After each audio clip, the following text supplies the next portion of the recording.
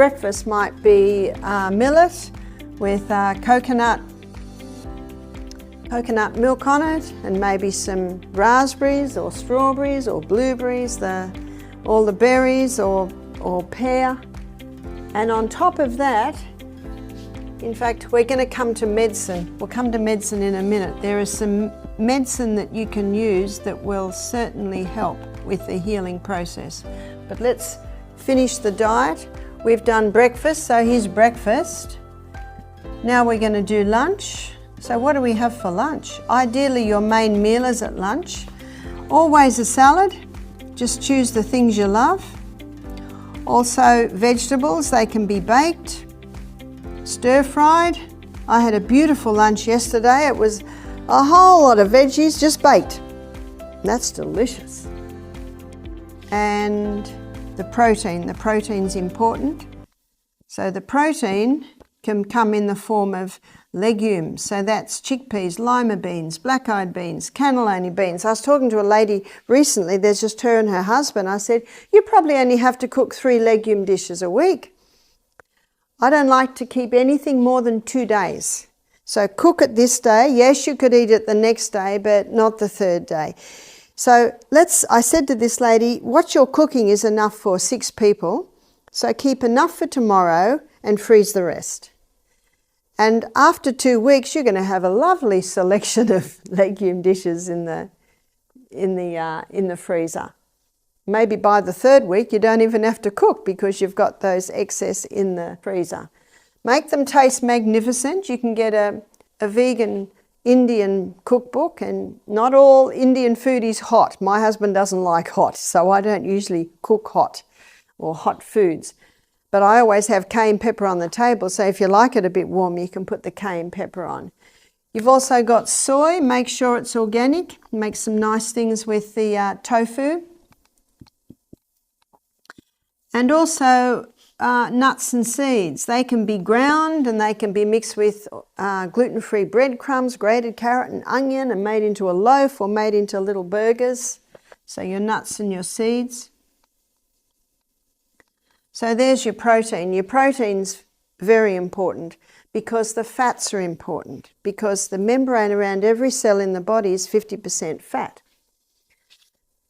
So what about supper? You call it supper?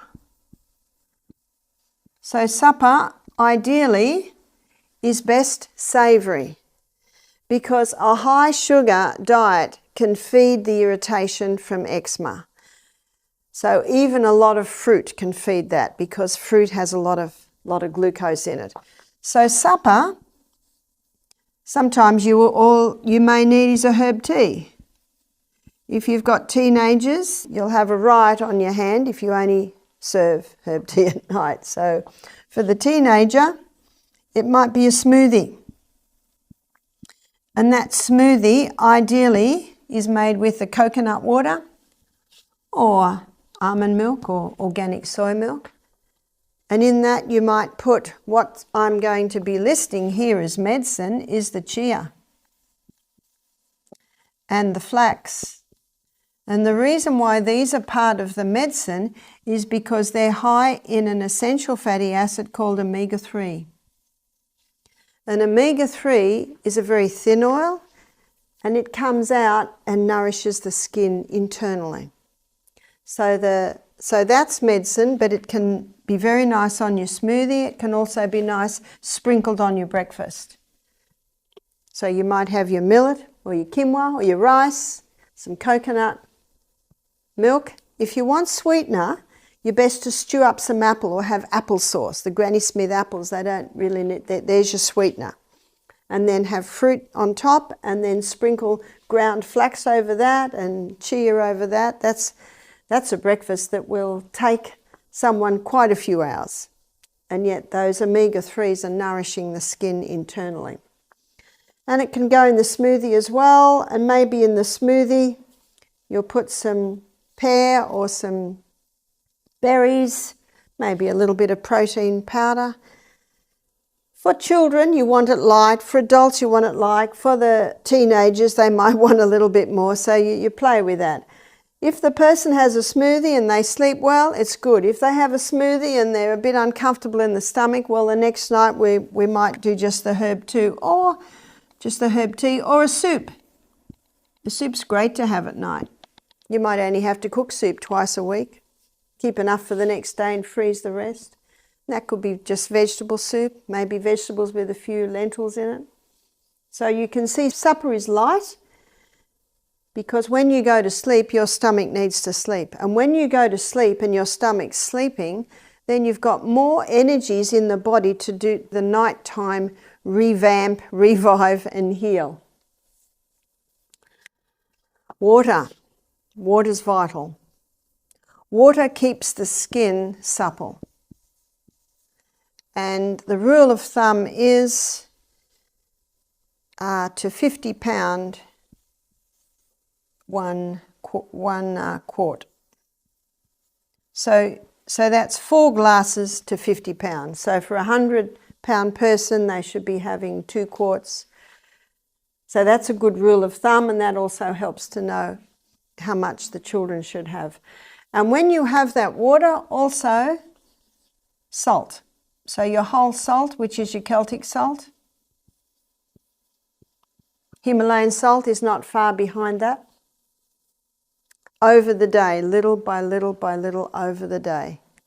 Just in case you didn't catch this one earlier, I wake up in the morning, I have half a glass of water. I go to the bathroom, I have half a glass of water. I pray, I have another half glass of water. I get dressed, can you see what you're doing?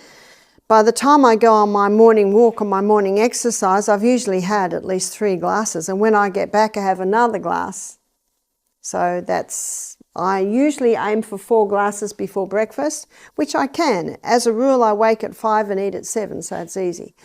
And then I don't drink again probably for about 2 hours after I've eaten, and then I've got a few hours before I have lunch at about 1:30. And then I have a couple of glasses after lunch, mid-afternoon, late afternoon, because if I have too much water, I don't want to be up at the night. So that's just me. And so I usually average, I'm 100 pounds, so I average 2 to 2.5 quarts a day. So if you're not used to drinking water, start slow and little by little build it up. So the 8th law is trust in divine power. What Matthew found is that when he was in debt and he had a family to feed and life was a little bit stressful, his eczema got a lot worse. So it's important to daily trust that God gave us this body with an inbuilt ability to heal itself, and it'll heal itself when you give it the right conditions. I share this with you because I have seen so many people conquer their eczema by these simple things. So if you've got stress in your life, remember what God says in 1 Peter 5, verse 7. It says, cast all your care upon him, for he cares for you, because he has a way through every situation. We've just got to trust him. And don't forget that in 1 Thessalonians 5:18, the Bible says, in everything give thanks. Thank God for every single thing that's happening in your life. And that helps to alleviate stress. And love the moment. It's called the power of now. Love where you are right now, because you're never going to have this moment again. And when you love the moment, past pain fades and future worries don't seem so bad. God says, I've just given you today, and tomorrow I'll give you another day. And that can certainly help to relieve stress. So trust in God. He is able. The Bible says in Jude 24, unto him who is able. He is able to keep you from falling and present you even faultless before his Father's glory with exceeding joy. What beautiful promises we have.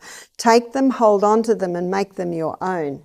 So what I wanted to show you in this presentation is how you can use those 8 laws and apply them to just about everything that's happening in your body. And specifically, we wanted to look at eczema and psoriasis. So let's go over to medicine again. So this is internal. This is internal medicine. So your internal medicine definitely is the food that you eat. Hippocrates said, let food be your medicine and medicine be your food. So the three essential food groups are fibre. We've got a lot of fibre in